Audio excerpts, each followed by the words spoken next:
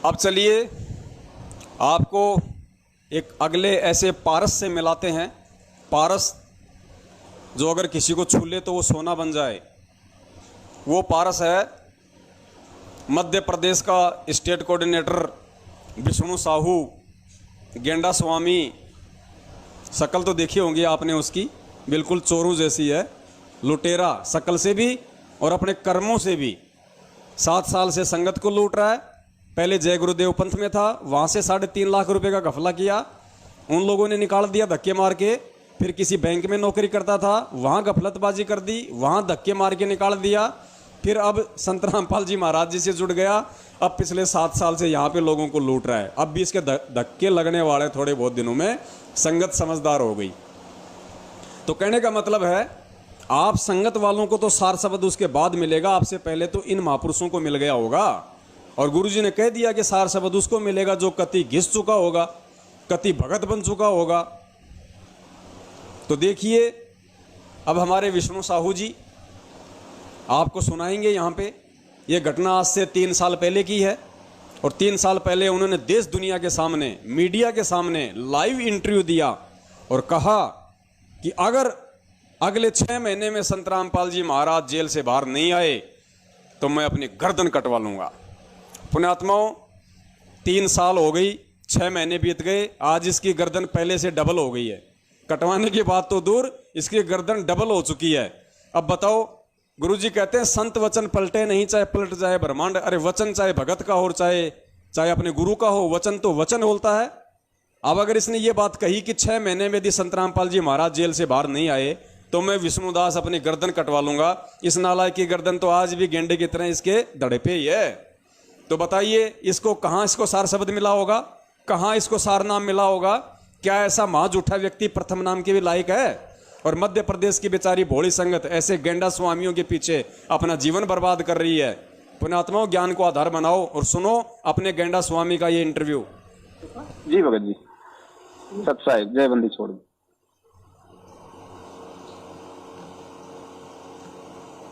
और हमारे साथ भी ऐसा ही हुआ है। हमारे गुरुजी ने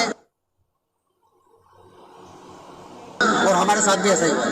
हमारे गुरुजी ने यहाँ पर सबको बोला था, जितने भी संत महंत आचार्य है देश के अंदर विदेश के अंदर, सबको बोला कि आओ अगर आप परमात्मा का पद नहीं जानते तो मुझसे ज्ञान चर्चा कीजिए। हमारे साथ खुलासा किया, शास्त्र में बताया कि देखो यहाँ पर परमात्मा ऐसे मिलेगा, इस विधि से मिलेगा, और आप लोग जो कर रहे हो गलत साधना कर रहे हो, आओ मुझसे शास्त्र कर। कोई भी गुरुजी शास्त्र करने को तैयार नहीं हुआ और उनकी दुकान बंद होते नजर आने लगी। सारे जितने भी संत महंत के अनुयायी थे वो उनको छोड़कर हमारे गुरु से नाम दीक्षा लेने लगे। तो उन्होंने एक षड्यंत्र बनाकर एक सोची समझी साजिश के तहत हरियाणा सरकार के साथ मिलकर हमारे गुरुजी को षड्यंत्र के तहत जेल में डाल दिया गया। मगर फिर भी हम बोले कि परमात्मा है, परमात्मा में लीला करते हैं। और हम ये आपको गारंटी के साथ बोल सकते हैं कि हमारे सदगुरु जी आने वाले 5 से 6 महीने में जेल से बाहर आ जाएंगे और न्याय तो दास अपनी गर्दन कटवा देंगे।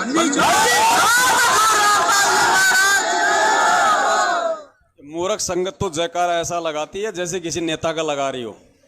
इनको कुछ नहीं पता सामने वाला क्या बोल रहा है क्या नहीं बोल रहा है, बस जयकारा लगा दो भेड़ बकरियों की तरह खींच के।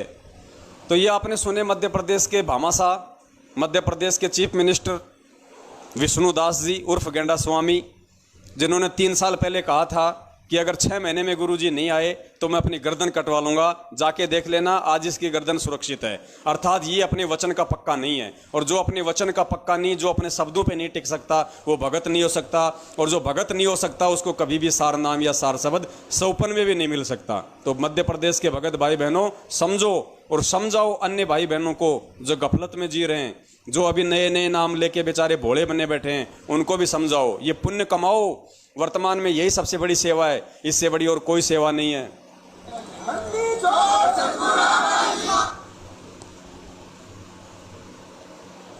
अब आगे लेके चलते हैं आपको एक ऐसी महान विभूति से जिनको पुरुषोत्तम सैनी के नाम से जाना जाता है, जो हरियाणा के कुरुक्षेत्र में वहाँ के कोऑर्डिनेटर हैं, नामदान संचालक हैं, और अपना एक फर्जी आश्रम भी बना रहे हैं, अपना धार्मिक धंधा सेट कर रहे हैं। उनका एक छोटा सा इंटरव्यू आपको सुनाते हैं 2014 का बरवाला कांड का। क्यों पहले तो ये बन रहे थे वहाँ पे सलमान खान, भक्तों को हाथों में दे दे के डंडे, वहाँ इन्होंने आर्मी तैयार कर दी।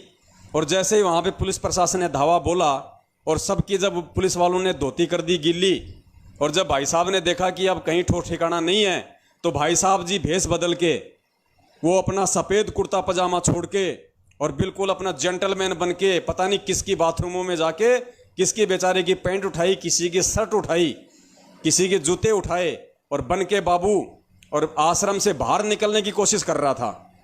और जैसे ही पकड़ा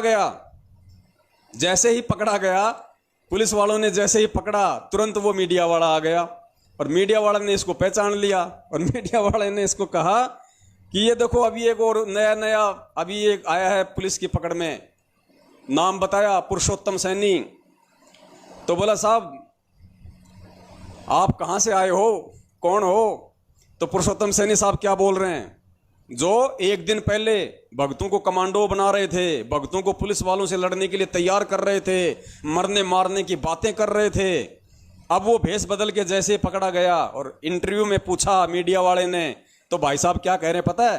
भाई साहब कह रहे हैं कि मैं तो सरकार का और संत रामपाल जी महाराज का समझौता करवाने के लिए आया था, मेरा कोई रोल नहीं है किसी प्रकार का, मैं तो रामपाल बाबा का और सरकार का समझौता करवाने के लिए आया था। अब ये देखो ये चौधरी बन के आया, अब ये चौधरी बन रहा है, अब ये सरपंच बन रहा है, समझौता कराने का ठेका ले रहा है। और एक दिन पहले, क्योंकि हम भी तो वही मौजूद थे, हमें पता है ना वहां पे कौन कौन अपना अपना रंग जमा रहा था। उस समय तो ये दादा बन रहा था वहां पे, मर जाएंगे, मार देंगे, कोई आश्रम को हाथ तो लगा के दिखा दे, ये कर दे, वो कर दे।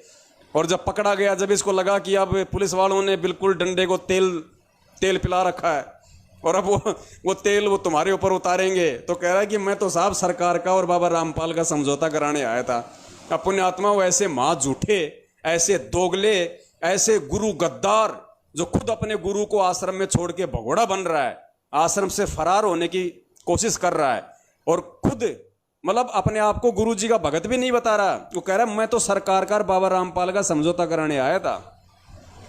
ऐसे गुरु गद्दार आज पुण्यात्माओं इस संगत के ऊपर अपना दोष जमा के बैठे हैं, इस संगत को अपने घर की गुलाम बना के बैठे हैं ये लोग। और ये गलती इन लोगों की नहीं अकेले की, ये आप लोगों की है, बराबर की गलती है। आप लोग भेड़ बकरी बन के रहना चाहते हैं, ये आपकी कमजोरी है। और जब तक आप लोग जागोगे नहीं, जब तक आप लोग सच को जानोगे नहीं, पहचानोगे नहीं, आवाज नहीं उठाओगे, संघर्ष नहीं करोगे, इन गधों से सवाल नहीं करोगे, ये आपका ऐसे ही दोहन करेंगे, ये लोग आपका ऐसे ही शोषण करेंगे और कर रहे हैं। सुनिए वीडियो।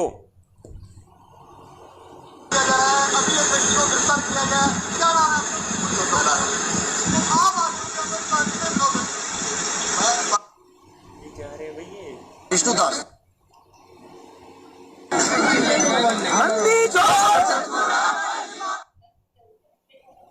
सुना मीडिया वाला कह रहा है कि अभी अभी और पकड़ा गया है, फिर नाम पूछ रहा है।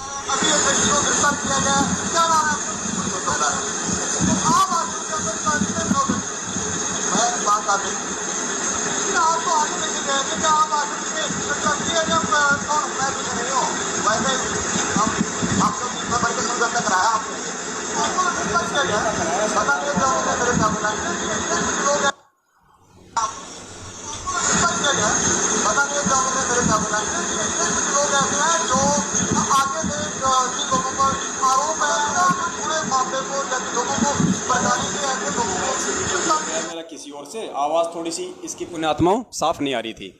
ये मैंने समाज में वैसे मैंने भेज दिया वीडियो, काफ़ी लोगों ने इसको देख लिया है, इसको सुन लिया है, दास और भी इसको डाल देगा अलग से। तो ये ऐसे ऐसे लोग हैं पुण्यात्माओं, पुरुषोत्तम सैनी, कुरुक्षेत्र वाला, ऐसे ऐसे ठग बैठे हैं पुण्यात्माओं, ऐसे ऐसे गुरु गद्दार, ऐसे ऐसे लुटेरे जो ढोंग करते थे। और जब आए बात सामने तो कह रहा है कि मैं तो सरकार का बाबा का समझौता कराने आया था। अब कहाँ गया तेरा वो चौधरपना जो तू 2 दिन पहले वहां पे झाड़ रहा था? पुण्यात्माओं डरपोक बन के बैठे रहोगे, काम नहीं चलेगा। देखो हमारी आमने सामने की लड़ाई नहीं है, हम लोग गाली गलौज से नहीं लड़ सकते, हम लोग डंडे और पत्थरों से नहीं लड़ सकते, हम लोग मार पिटाई नहीं कर सकते, ये हमारे उसूलों में नहीं, ये हमारे खून में नहीं, ये हमारे गुरु का आदेश नहीं। लेकिन पुण्यात्माओं सोशल मीडिया परमात्मा ने किस लिए दिया है? सोशल मीडिया पे जम के बरसाओ ये ऑडियो वीडियो, जम के लोगों को सच्चाई बताओ। अब डरने का समय नहीं है, लोगों को सच बताने का समय है भाई। अगर ऐसे डरे रहोगे, ऐसे बैठे रहोगे, अभी भी इतने प्रमाण देखने के बाद भी अगर सोचोगे कि कुछ और मिल जाए, कुछ और मिल जाए, जिंदगी में नहीं मिल जाएगा, तुम्हारा समय निकल जाएगा, सब कुछ बर्बाद हो जाएगा फिर।